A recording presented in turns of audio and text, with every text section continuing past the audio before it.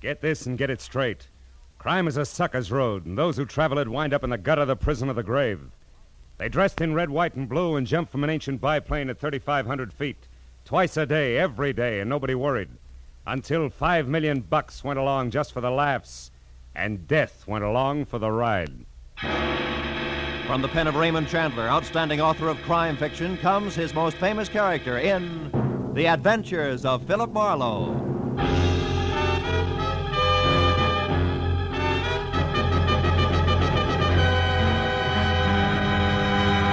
Now, with Gerald Moore starred as Philip Marlowe, we bring you tonight's exciting story, The Birds on the Wing.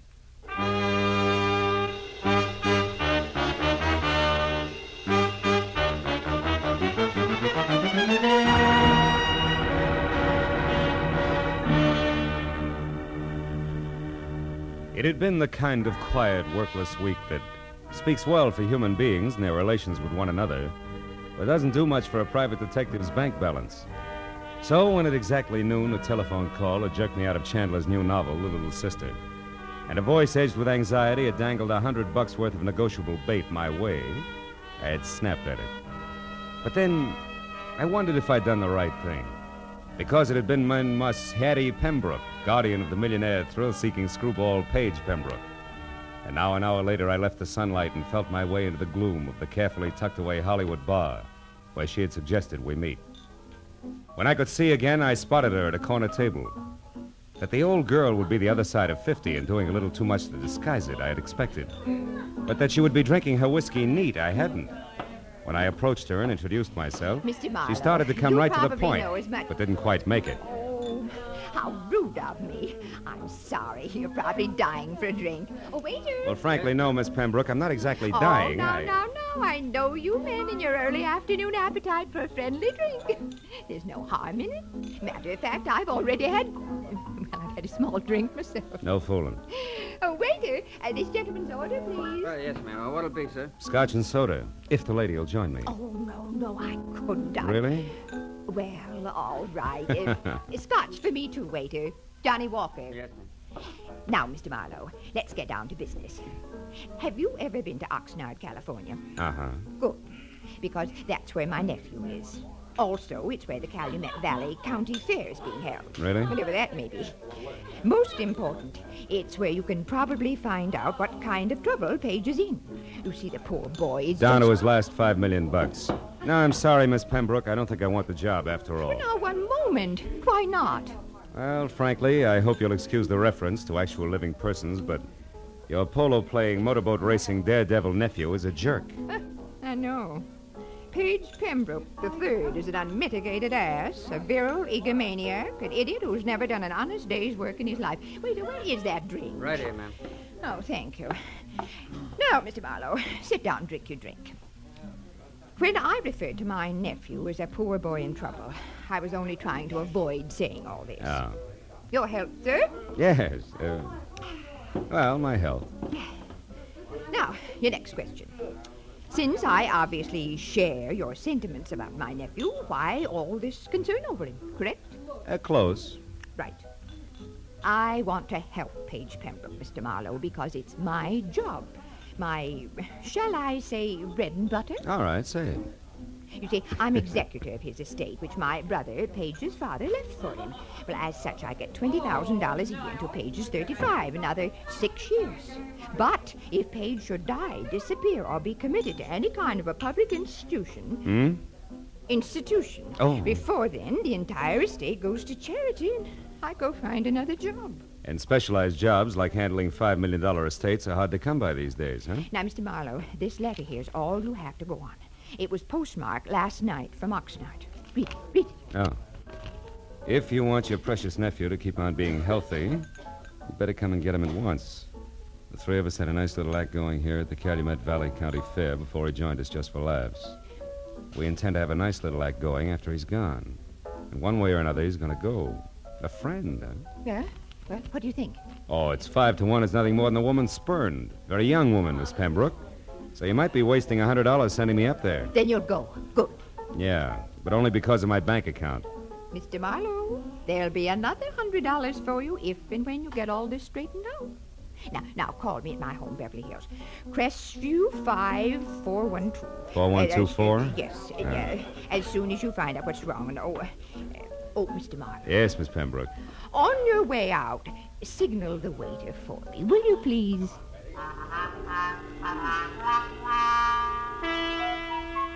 The ride to Oxnard was a pleasant but frustrating hour-and-a-half drive along the kind of beckoning, sun-scrubbed Pacific shoreline that always demands to know why you have to work for a living. The ride through Oxnard to the sprawling county fairgrounds located at a semi-retired airport was a fast 10 minutes. So all in all, it was a little better than 3 o'clock, and there was still a measure of boyish bounce in my stride when I started past the prize cows and plain and fancy leghorns and headed for the Midway, looking for the act Paige Pembroke had joined just for laughs. But it was 4 o'clock, and I had checked a half a dozen death-defying numbers before I was standing in front of a banner Columbus could have used for a sail. It said I was getting warm. In iridescent orange cloth on black, it read, "The Plunging Comets. Taffy Starr and Midge Maynard on wings of death with fearless Eddie Knapp at the controls. The greatest parachute act in the world, admission free. 5 and 9 p.m., north end of the Midway. Come one, come all." Yeah, this had to be it. At the north end of the Midway, just outside of a sagging, weather-peeled hangar, I found the World War I biplane that went with the Plunging Comets being mothered by a mechanic who didn't have grease on his face. And beyond that, on an inside wall of the hangar, were the parachutes used in the act, each on a separate hook, its owner's name carefully block-lettered on a card tacked above. Taffy, Midge, and Eddie. And then, scrawled in black crayon, the name I wanted most of all to see, Paige. Lost something, mister? The voice went with the woman and the woman with the act. At the top, there was what used to be called the boyish bob, sticking out of a white aviator's helmet circa 1918. Then a bright red leather jacket open wide at the throat, black riding breeches, black boots, the color of hair that stuck out and said this one was Taffy. I asked if you lost something. Have you? Well, come to think of it, yes. 6'2", eyes are blue, and carries a big, big checkbook. Seen one around? Maybe. Why? Who are you? Name's Philip Marlowe, the millionaire's friend. I'm a yacht salesman. Here's my card. Never mind your card or the very funny jokes. Now, what do you really want? Paige Pembroke before he breaks his neck in your act, or isn't he in it yet? I don't remember. Now, your point. What is it? A letter you could have written? A letter that says Paige is in trouble. Where is he? Goodbye, Mr. Marlowe. Take it easy, Wings. You wouldn't want to hold out on somebody who's only trying to help Brother Paige, would you? I mean, what reason could you possibly have? Other than $5 million you might want for your very own. Why, you... I said goodbye. What's the matter, Taffy? You having problems? Yeah. This Mr. Yacht Salesman is Emmett Kingston, head of the fair's Midway. And you'll be surprised how popular he is with the concessionaries. Now where you going? What else? Good day, Miss Taffy, Mr. Kingston. You know, sometimes it works. Lead with your chin, ride with a punch, and watch for your opening. And I figured I'd try it just that way. So 10 minutes later, when Emmett Kingston, who was carnival people from checkered vest past ornate watch fob to high-button shoes, and shaped like a bowling pin, left Taffy and started trundling down the Midway, I went after him. When he stopped in front of a lunch wagon, I stopped too. And when he went in, approached a man playing pinball machine who was maybe 5'4", and from where I stood conscious of it, I was still behind him. At the pinball machine, a stranger with a thin face that wore a nervous toothpick was also watching the little man's game. Oh, boy, Doc, it's peachy. So when I moved closer to the trio, my face turned away from Kingston. Nobody seemed to mind. Hershey, jack of many trades, I see. What? Oh, Mr. Kingston, how are you, sir? Fine, Hershey, just fine. 800 more is jackpot, Doc. Come on. You wanted to speak to me, Mr. Kingston? No, Hershey, nothing important except about last night. Last night, sir? You were working late for a parachute rigger, weren't you, boy? Or am I wrong to consider 2 o'clock in the morning an odd hour for you to be folding these silks? Hey, Doc, you're going to shoot it, aren't you? Which? Of course she is. Go on, I'll shoot for the gentleman. Yes, sir. Hey, 2,000, 3,000, 4,000. Hey, that's great. Now do that again with your last ball, Doc. Was there something else, Mr. Kingston? Yes, Hershey. Why were you near the chutes at that hour? And don't bother denying that you were, because Eddie Knapp saw you there. Well, son? Well, I was there to double-check the riggings, Mr. Kingston. Hey, look, I'm sick and tired of Midge Maynard complaining about the way I pack her chute. It's a stupid excuse, just trying to cover the fact that she's losing her nerve. Hey, boys, don't ignore me. Reach right for the jackpot. Shut up, you, and get going. Rosie, get this stumble bum out of here, will you? Sure, Mr. Kingston, whatever you say. Oh, antisocial, huh? All right, Doc. I'm going. Of my own free will, too. But I could stay if I wanted to. Hershey, you were saying? Well, just this, Mr. Kingston.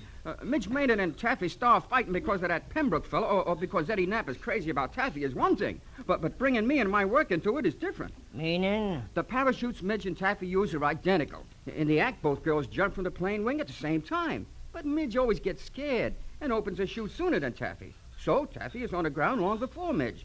But this has nothing to do with the way I rigged the chutes, and I think that you... All right, Hershey. Nobody's blaming you. Say, you... Yeah?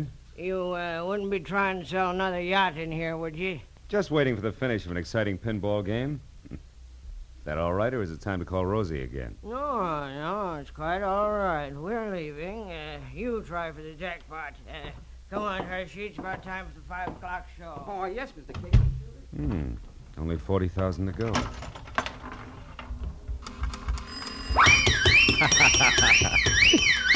Oh, it's the first time I ever hit the jackpot. Oh, that's pretty good, Mr. Marlowe, considering that it wasn't your nickel you won on. Oh. Now that you mention it, Mr. Pembroke, it wasn't. Which should take care of the introductions, Yeah. huh? And that leaves very little. But something. But definitely. Marlowe, you can tell Aunt Hattie from me that at the moment I don't need a watchdog. And when and if I do, I'll go to the nearest city pound for one, not to a private detective agency. I told myself it was foolish to slam the door on my way out. So I slammed the door on my way out. I started north down the midway toward the open stands and the 5 o'clock sharp performance of the plunging comets. When I got there, the act was already underway with the silver biplane taking off. Eddie Knapp in white at the controls, Taffy in her red jacket and parachute crouched on one wing, Midge Maynard in blue jacket and chute on the other.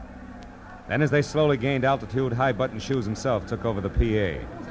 They did it up well, and by the time the plane was at about 3,000 feet, every pair of eyes was riveted skyward, and an expectant hush thicker than winter fog had settled everywhere. At 3,500 feet, the plunging comets, Taffy, Starr, and Midge Maynard with fearless Eddie Knapp at the controls. They will not open their parachutes until they are within 500 feet of the ground. Now watch. They should be ready. Yes, and yes, there they go. Knees drawn up tight, arms close into their sides, they jumped. Specks in the sky growing bigger as they fell.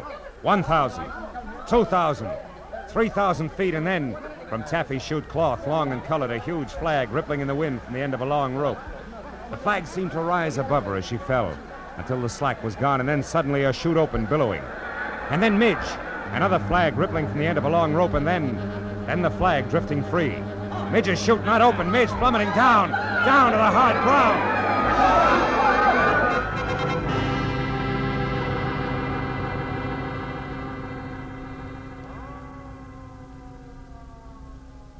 The thud slammed home all the way around, kicking hard at every stomach. A minute ago, a girl, very much alive. Now a smashed, still body. Someplace near me, a woman cried. There was a bitter, sick, sweet taste in my mouth as I headed for the hangar where I'd first met Taffy. At the moment, I figured the guy who packed the parachutes was a good man to see. When I got there, the only one present was Emmett Kingston. Stop right there, boy, and tell me straight and fast just who you are. Philip Marlowe, Los Angeles private detective, Mr. Kingston. You can prove that? Sure. Here. Here's my business card, state license, county permit.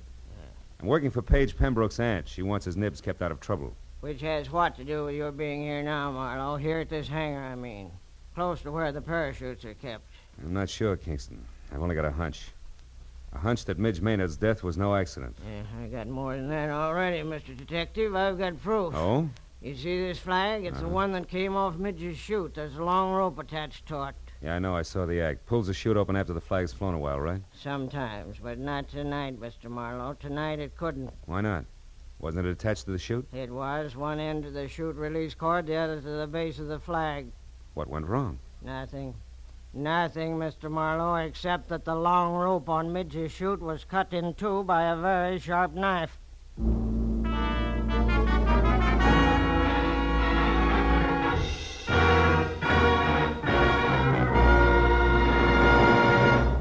In just a moment, the second act of Philip Marlowe. But first, Sunday nights on CBS. The biggest bargain in show business today. Skelton, Bergen, and Benny without spending a penny. Amos and Andy, Eve Arden, Corliss Archer. 4A's, four-star entertainment. The Family Hour with its Hollywood stars and stirring dramas. The Contented Hour with its musical stars in brilliant form. Horace Heidt with his rising stars.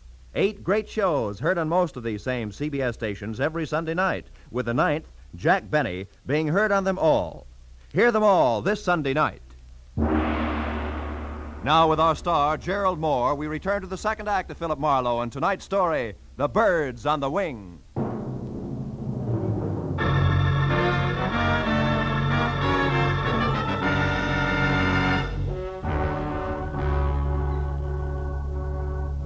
When Midge Maynard's grim accident turned out to be grimmer murder, I left Kingston and headed for a phone to call my client.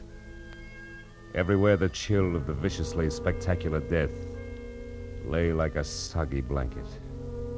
At the exposition office, I found a phone and finally got through to Hattie Pembroke. She listened up to the word murder and then, between gasps, insisted on coming out to help me. When I hung up, I turned to see that the pilot, Eddie Knapp, had been standing in the door listening. He looked sick. What's it to you, mister? What's what to me? Midge. The long drop she took out there. And Pembroke. I heard you say Pembroke. What do you got to do with him? Just a minute, fella. I'm not sure it's any of your business. It's my business, all right.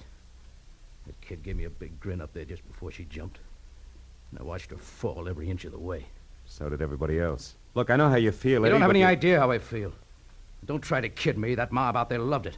That's the only reason they come to watch, the hypocritical buzzards. You got a finger in this pie, an angle all your own. I'm going to find out what it is. Take it easy, Knapp. You're talking yourself into something real silly. Yeah? Listen, ever since that louse Pembroke showed up here, there's been trouble brewing. Now Midge is dead. She was a friend of mine. Best friend I had. Aren't you pulling a switch, Buster? What happened to your red-hot passion for Taffy Star? Oh, you nosy... Come here, you jerk! Look out my arm, Buzz boy, and unless you want to take off with a busted wing, stand still. Now get this, Eddie. I've got no beef with you yet. In fact, we might even be on the same team because I want Pembroke out of here just as much as you do. So cool off. Who are you? Private detective named Marlowe. I got news for you. Midge fell because her chute was fixed. She was murdered. Murdered? You heard me. Where's Hershey? He packed the chutes. Have you talked to him? No, I can't find him. You mean he's run away? With that filthy half-pint Now psycho? listen, for your own sake, Eddie, leave Hershey to me and the police. You know where he's staying? No, I don't. In town someplace. Well, didn't he ever tell you where? Come on, think, Eddie. Well, yeah, he told me he had a buddy in town. Some guy who runs a pool hall. I didn't pay much attention. That's enough for a starter. I'll find him. And keep a lid on your temper, Eddie. I'll see you. As I crossed the grounds to my car, I looked back once at Eddie Knapp standing in the office door, rubbing the shoulder I twisted for him. I hoped he'd stay out of circulation until I got back because the barnstorming flyer was charged up like a high-tension wire. The way he felt there'd be sparks no matter who he touched, Taffy, Pembroke, or Lyle Hershey. But my immediate worry was the location of the lambing parachute packer, so I drove into Oxnard, found a phone booth, and went through the book calling pool parlors. I finally hit pay dirt at a joint called Pindy's. It's 212 B Street, upstairs in the back. 212 B Street was an apartment, second floor rear over a boarded-up fish market. I went up the stairs to the half-open door with my hand around my .38. But the shooting part was all over. Because Lyle Hershey was crumpled in the bedroom door with the slovenly abandon that violent death always has. From the look of the puddle of blood under him, he'd been that way over an hour. I started backing out, just as someone else started up the stairs. So I flattened myself against the wall beside the kitchen door and waited. Lyle, it's Taffy. Come on in. Take a good look, Taffy. What are you doing in here? Where's Lyle? It's a great act, baby. Holds water like a duck's back. What do you mean? That wherever there's murder, there's also motive, and you've got it, Taffy. Lots of it. Me? What are you talking about? Maybe he's dead, and maybe you killed him. Keep him quiet, because maybe he fouled up Midge Maynard's parachute on your orders. Consequently, he had you over a barrel. On my orders? You're out of your mind. And maybe you had to get Midge out of the way because you objected to Page Pembroke and his idle millions honing into the act. Objected so strenuously that she was doing something about it, such as sending threats to his Aunt Hattie. Let's face it, baby, it fits. But not tight enough, Marlowe. Oh, Paige, darling. Taffy, I got worried when you didn't come back to the car, so I decided... Don't move, Marlowe, or I'll shoot. Pembroke, if you got any sense in that gold-plated skull of I yours... show it, Marlowe. I stood outside and listened to enough of your crackpot theories to know you're nuts. I don't need any advice from you at this point, so keep your long nose out of my business. Now listen, you harebrained dope. dope. You just stand there like a good little boy. Taffy and I are leaving, and don't try to follow too fast. Go on, Taffy, outside. I'll follow you. So long, detective. I let him go. Spent 20 useless minutes searching the almost bare apartment for any kind of an answer, but came up with nothing. Hershey's body at my feet convinced me there was nothing in Oxnard for Marlowe. And the sooner I dumped the whole mess into the laps of local law and order, the better.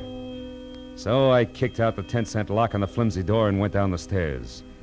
I cut through an alley to the street and started across to where my car was parked, when I was bracketed by a pair of headlights on a sleek Nash convertible. Hey there, Marlowe. Marlowe, what you doing here, boy? Nothing.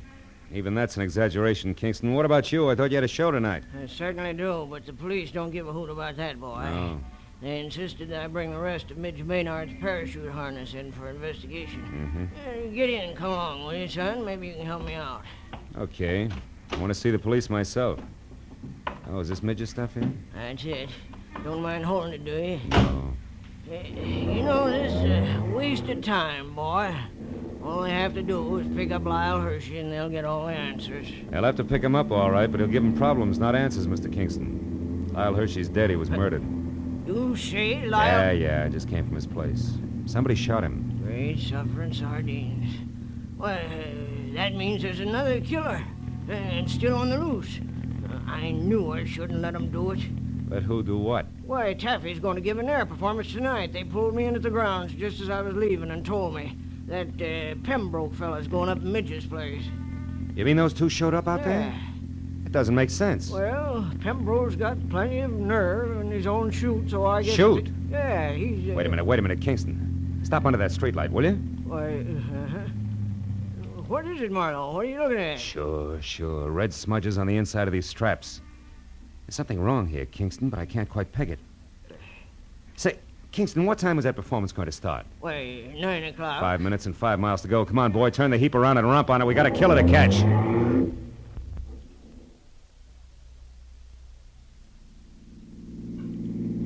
Swing out in front of the hangar, Kingston. Hurry. It's empty. They're already out on the runway. Yeah, there's one parachute still on the rack. Why, that's Eddie Knapp's chute, and he never goes up without it. So who's at the controls of that plane out there? I don't even have to guess. It's Eddie Knapp, all right, but he figures a suicide doesn't need a chute. Pile out, Kingston. It's as far as you go. I'm taking over from here. What are you talking Come on, about? move. Get out. They're turning around now. Okay, he's going to make us run back this way. So long, Kingston. Here he comes. What are you doing? Come back! I waited until there was no possible chance for a miss. Then I headed the car straight into the path of the plane, pulled the hand throttle out as far as it would go, and jumped.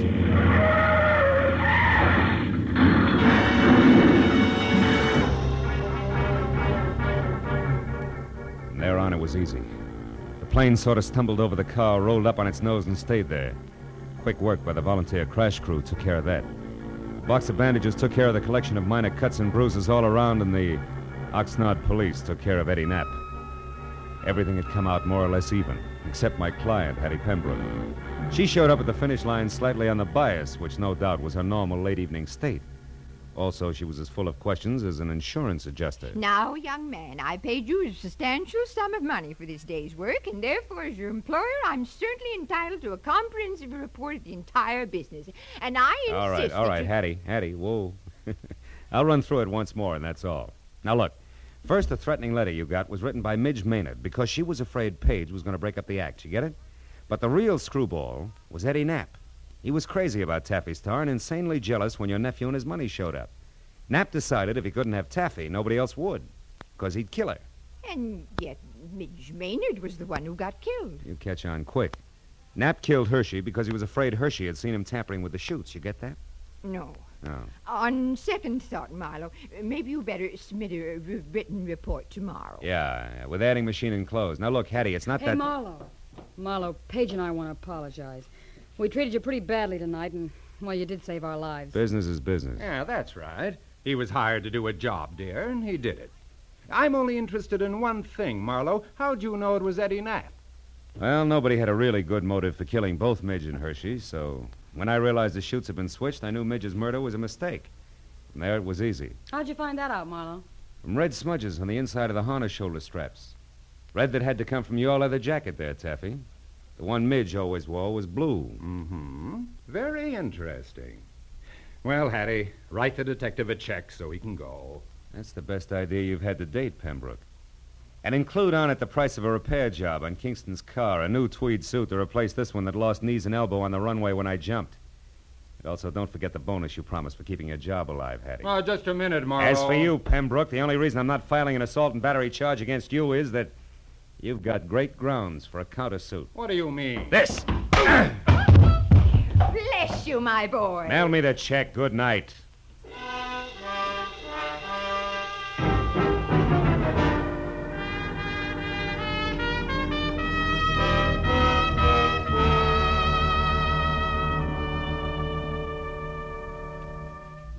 Well, a few informal cups of coffee at the Oxnard Police Headquarters cut through most of the paperwork.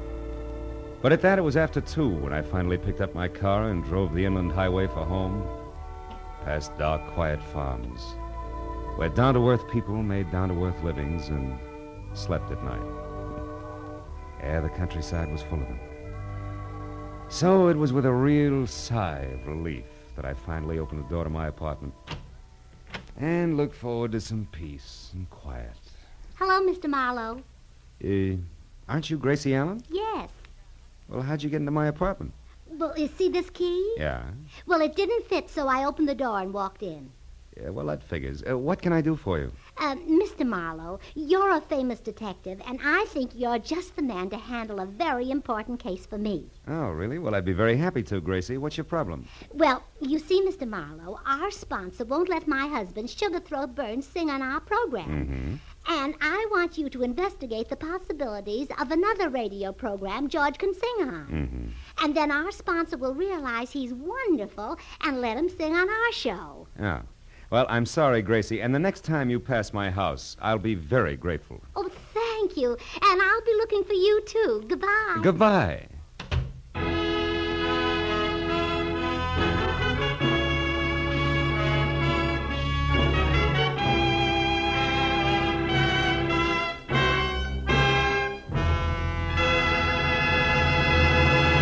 The Adventures of Philip Marlowe, bringing you Raymond Chandler's most famous character, star Gerald Moore, and are produced and directed by Norman MacDonald. Script is by Robert Mitchell and Gene Levitt. Featured in the cast were Lois Corbett, Rita Lynn, Don Randolph, Junius Matthews, Jack Moyles, and Jimmy Eagles. The special music is composed and conducted by Richard Orant.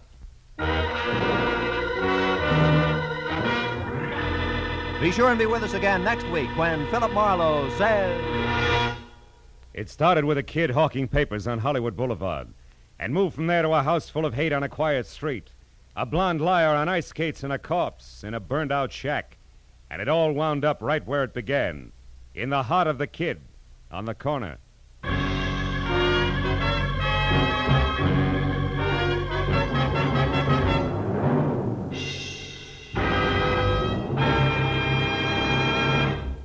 Two music programs that make your Sunday afternoon listening a delight and a pleasure are the Symphonette and the Choraleers. The Choraleers sing popular and semi-classical songs in stirring style. The Symphonette brings you excerpts of great orchestral works. Hear the Symphonette and the Choraleers tomorrow and every Sunday, as well as Sammy Kaye's Sunday Serenade, now heard exclusively on CBS. All of these outstanding music programs are heard on most of these same CBS stations. This is Roy Rowan speaking. Stay tuned now for Gangbusters, which follows immediately on most of these stations. This is CBS, the Columbia Broadcasting System.